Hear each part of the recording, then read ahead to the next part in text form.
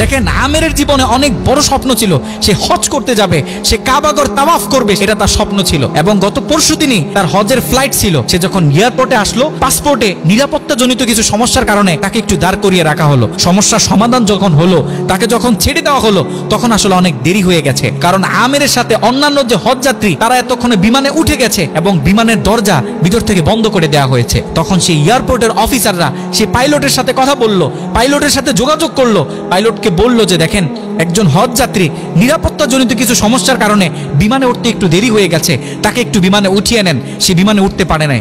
তখন পাইলট স্পষ্ট বলেছে যেই বিমানের দরজা একবার বন্ধ হয়ে গেছে সেই বিমানের দরজা দ্বিতীয়বার কারোর জন্য আর খোলা হবে না। একথা বলে পাইলট বিমানটা আকাশে ফ্লাই করলো। সেই অফিসাররা তখন আমেরকে বুঝাইতেছে, দেখো বিমান তো চলে গেছে, তুমি আর যেতে পারবে না, তুমি বাড়িতে চলে যাও, নেক্সট টাইমে তুমি হজে যাওয়ার জন্য ট্রাই করো। তখন সে আমাদের মুসলিম ভাই, সে হজ যাত্রী, সে কি বলেছে জানেন? সে বলেছে আমি আমার রবের উপর পরিপূর্ণ তাকওয়া রাখলাম, আমি আমার রবের উপর পরিপূর্ণ আস্থা রাখলাম, আমি হজ করেই বাড়িতে ফিরবো, হজ না করে আমি বাড়িতে ফিরবো না।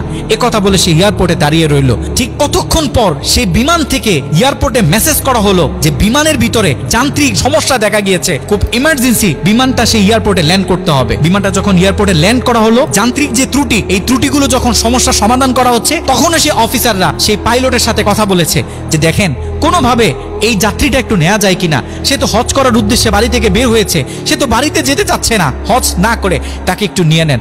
তখনও সে পাইলট বলেছে যে না।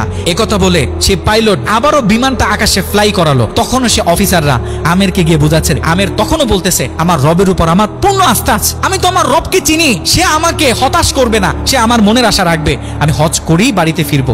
একথা যখন বলতেছে, এর ঠিক কিছুক্ষণ পরে আবারও সেই বিমান এয়ারপোর্টে মেসেজ করলো যে বিমানের ভিতরে এখন আগের চেয়ে বেশি কিছু যান্ত্রিক ত্রুটি দেখা গিয়েছে, বিমানটা আকাশে ফ্লাই করতেছে না, বিমানটা এমার্জেন্সি আবার এয়ারপোর্টে ল্যান্ড করতে হবে।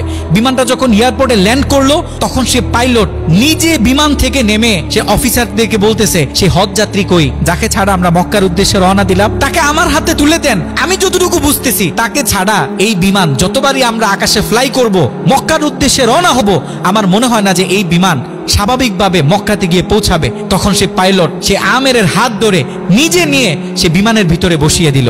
দেখেন আল্লাহ পাক তো স্পষ্ট বলতেছে ওয়ামান ইয়াতাওয়াক্কাল আলাল্লাহি ফাহুয়া হাসবুহ, যে আমি আল্লাহর উপর তাওয়াক্কুল করবে তার জন্য আমি যথেষ্ট, যত বড় বিপদ হোক। যখন আপনি আল্লাহর উপর তাওয়াক্কুল করবেন, তখন আল্লাহ পাকের পক্ষ থেকে আপনার উপর যে বারাকা, যে ব্লেসিং গুলো আছে, এগুলো তখন আল্লাহ পাক বাড়িয়ে দিবে।